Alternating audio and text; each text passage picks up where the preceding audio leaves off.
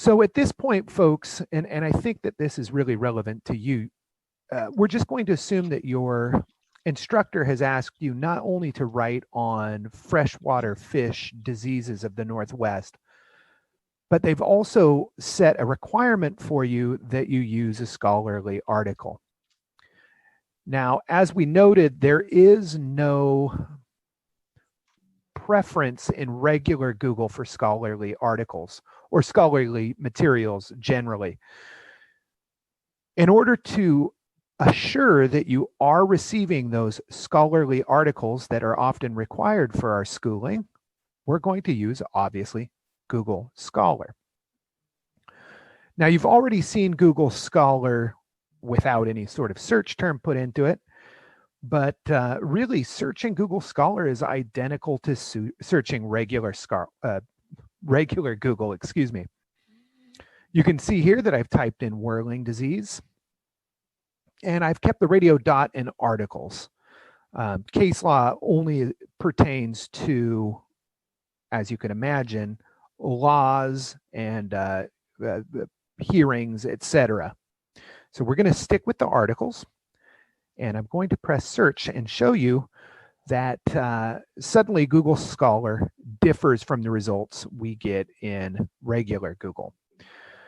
Down the left-hand side, we have some additional limiters, and then you'll notice that appearing underneath the titles in the result page, we have author's name, a little more in-depth summary of what the article is about, and some additional icons. We'll talk all about this in a few slides, but just note the differences there. Google Scholar does indeed look different because it is pulling from a different body of information than regular Google. Now,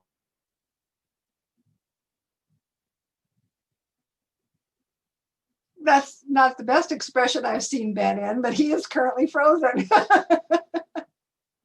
Hopefully he comes back. I'm going to text him and see if he... Oh, there you are. Yay, you can hear me? Yeah, you were frozen there. Oh, I'm so sorry, everybody. So where I left off was the 44,400 results. Now, I always talk to my students about what an effective search looks like when we're looking for scholarly articles. If anybody's familiar with the game of golf, a good golf score is a good research score, so to speak. So if you get, which I know this is probably meaningless to many of you, but if you are under 100 or even better, somewhere around 50, 60, or 70, you're doing quite well. That means that you're retrieving still quite a few articles to browse through, but not so many that you can't possibly look through them all. You know, when you get something like this 44,000 result, that means that honestly, probably 44,000 of those are irrelevant to what you need. They're not going to be targeted enough. They're not going to be specific enough. So we lean on some of those techniques that we've already covered in the regular Google search. Quotation marks. When I put whirling disease in quotation marks, as you can see here in my search, you will notice that the number falls. Nearly 40,000 results are omitted in this search. We're now down to just under 5,000. Again, it's not a very good golf score. It's not a very good score for researching as well. So we need to think of some alternatives. I'm going to introduce perhaps a new bit of terminology to you, and that is the term "or" in a search engine. Go ahead and advance here. I can put together, or I should say request from a search engine for it to look for two related terms simultaneously. So I've put whirling disease and myxobolus cerebralis into the query box there, and then separated them with the all caps term "or." Now, it's important that you use all caps in Google Scholar, as well as in most databases. That tells the software that you're not looking for the word "or," but you are instead telling it to perform a search where it will locate either articles that use the keyword whirling disease or Myxobolus cerebralis. Now, when we do this, you're going to find a sort of an interesting result. We actually increase the number of articles found. So we went from just under 5,000 to now just over 6,000. The reason for that is that we have asked the software, Google Scholar, to find articles with 2 different terms instead of just one. So that will, of course, increase the number of results. Well, as I said, we're actually looking to lower that result number. So we're going to have to employ some additional strategies to reduce that. Or we can also use the term and. Now this is a little bit funny in Google Scholar because you'll never actually type the word and into Google. It is instead assumed, as in this search, that if there is no there's no connecting term between the phrases or keywords that you're searching for, that you are using and.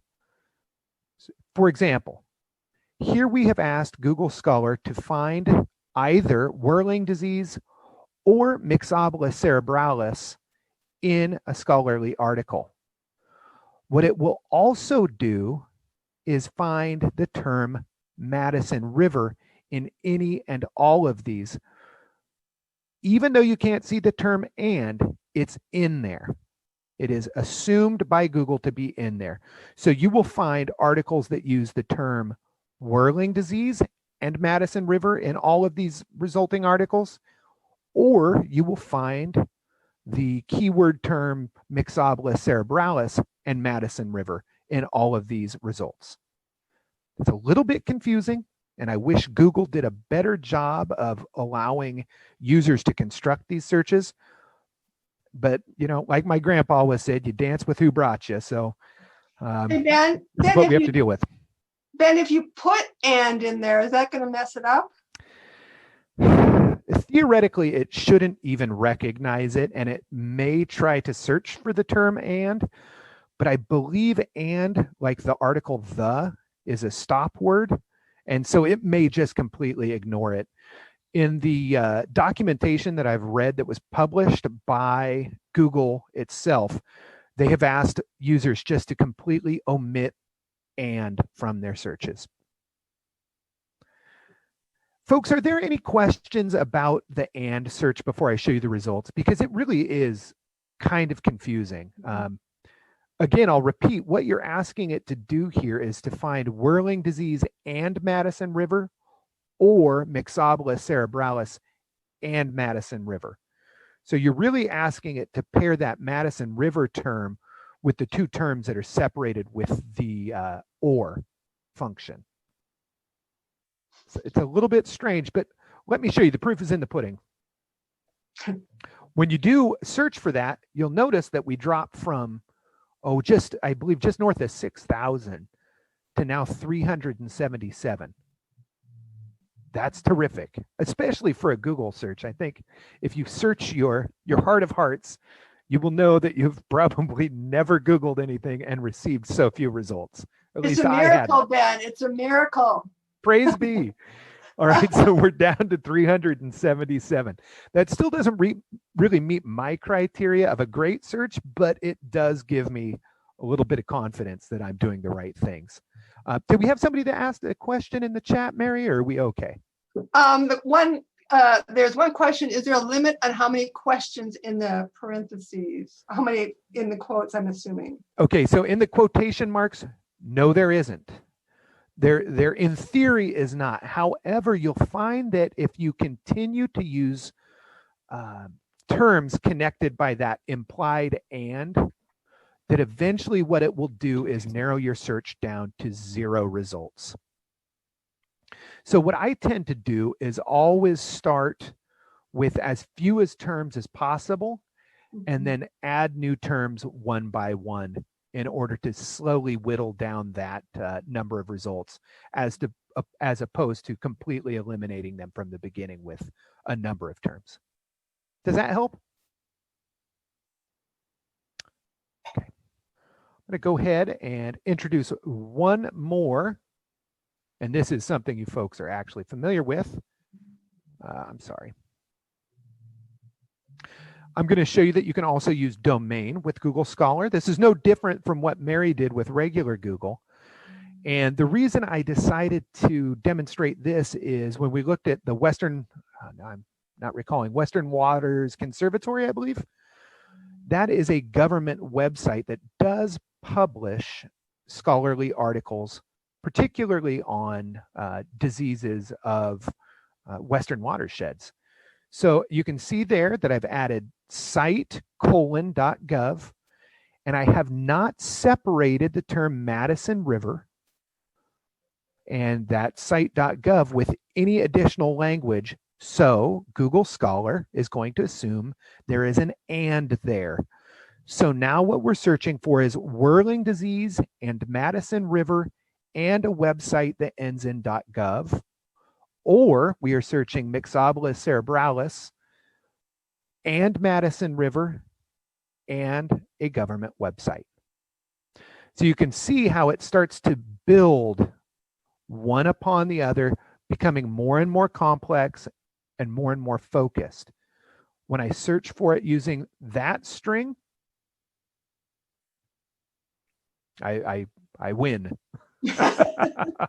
I get it down to 11 results. Now that might be too few really for our purposes, but I'm really trying to demonstrate how you can, using some targeted language, some of these search tips that we provide, how you can narrow down a Google, particularly a Google Scholar search, to a manageable amount of documents that you can sift through for your assignments.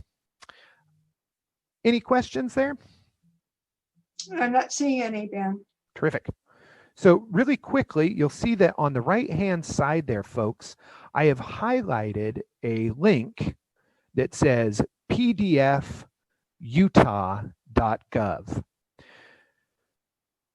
Now, more often than not with scholarly sources, you are not given, I hesitate to say that. Let's go with this. Often in Google Scholar, when you are provided a result that is a scholarly article, you will not get the full text of that article. Instead, what you will get is, in essence, a pay window. So you could click on the title of the document, it would take you to a website, and then it would ask you to pay for that article so that you can read it. Now that is really, I think, not what you intend as the researcher. What you want is the full text. So be aware that when you're looking at the results in Google Scholar, that there is this third column on the far right. Typically, it's going to say PDF before it. Occasionally, you will see an HTML. But that column on the far right that I've highlighted here is the full text link. So by clicking on that pdfutah.gov, I will access the entire article, not just a pay window. Does that make sense?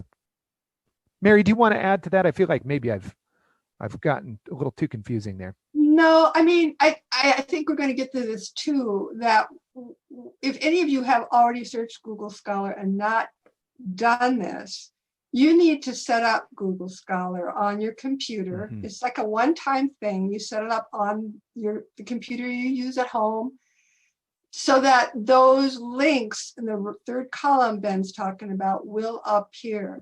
Otherwise, they don't. And it will just be nothing in that right column. So you'd have to then literally go through each title and to see if there is a PDF link, which is really laborious. We don't want you to have to do that. So Ben and I are going to talk a little bit too and give you a handout on how you can set up Google Scholar so that those links in the right column, the far right column, will appear.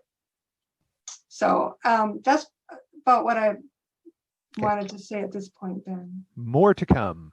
Mm-hmm. All right, folks. Now,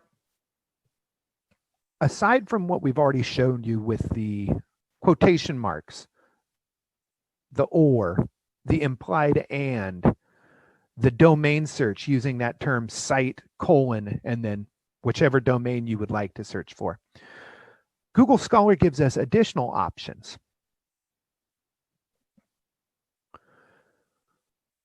Mary and I have just really plucked out 5 of the options that you see here on this screen. You can limit the Google Scholar search by the date of publication. That can be incredibly helpful depending upon what it is you're studying.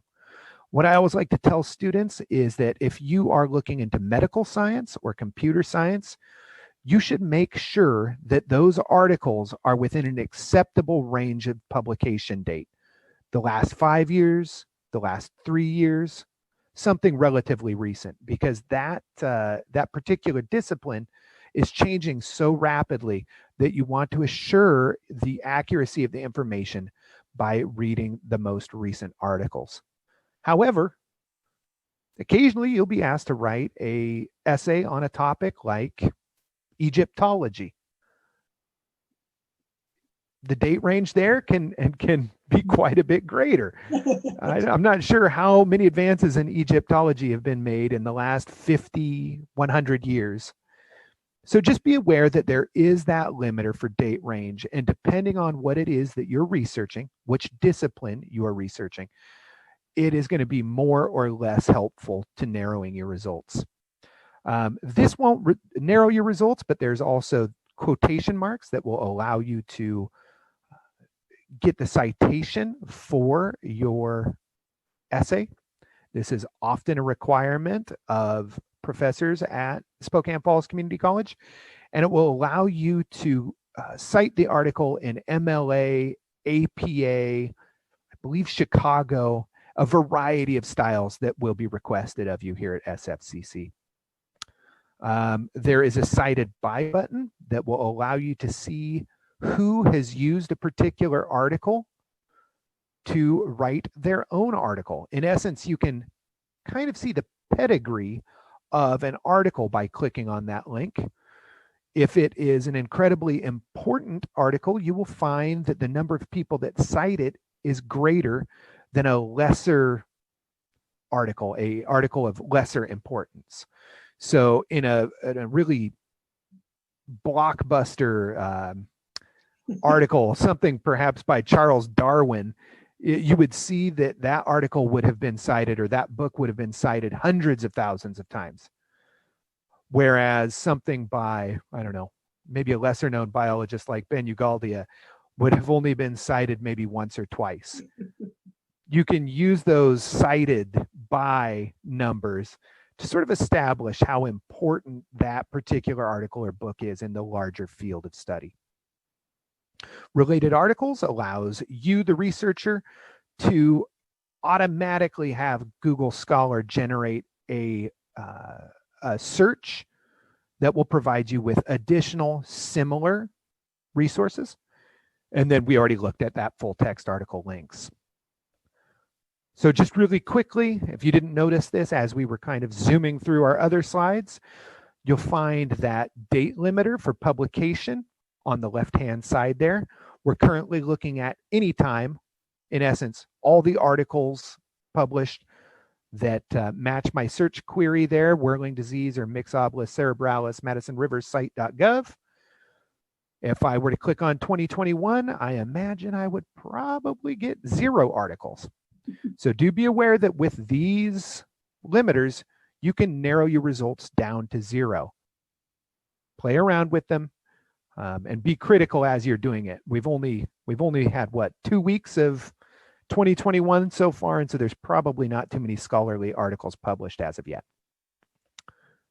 There below the article, you'll see the quotation marks. Click on those and you will get an automatically generated citation for that particular article. Do be aware that the results for these automatic citations don't always meet your instructor's requirements for that class. So you'll want to double check the citation and make sure all of the elements required of your course are in that Google citation. If they aren't, you'll have to manually add those pieces of information. And I don't know how relevant this is, but I'm going to say it anyway. Oftentimes, when you open up one of these PDFs, the journal itself, or the article itself, may have a link to the citation. It probably will be in the format. It will be in the format of that publication's requirement. So it might be APA rather than MLA. But if you actually get onto that PDF, likely you will see a citation tab, or at least a written out citation formatted for you. It may not be in the correct format. Again, as Ben said, you'll want to double check the format to make sure that it's within the style of your requirements. But just know that that's also another way of getting citations from scholarly journals. Are more apt themselves to give you that article citation right there on the spot. So just want to let you know that you might see that as well. To the right of the citation button, you will see the cited by. Again, this is an indicator of this article's importance in the overall literature in the field. I will also note that if you click on that cited by hyperlink, it will bring up all 42 of the articles that have cited this particular resource. That can be quite helpful for you, the researcher, because it will provide you with, at least in some way, a related article. And being it cited this original one, they're all going to be newer than the article that we're currently looking at. So if I click on cited by 42, everything that results will be newer than 2002, and it will all be in some way related to the subject that we see here, because of course they're citing this article. So there is some connection between the two. Finally, to the right of cited by 42, you'll see related articles. Click on this and Google will automatically generate a search based on its algorithm to find other articles that it thinks will be relevant to your research. I almost feel like this is the feeling lucky button of Google Scholar.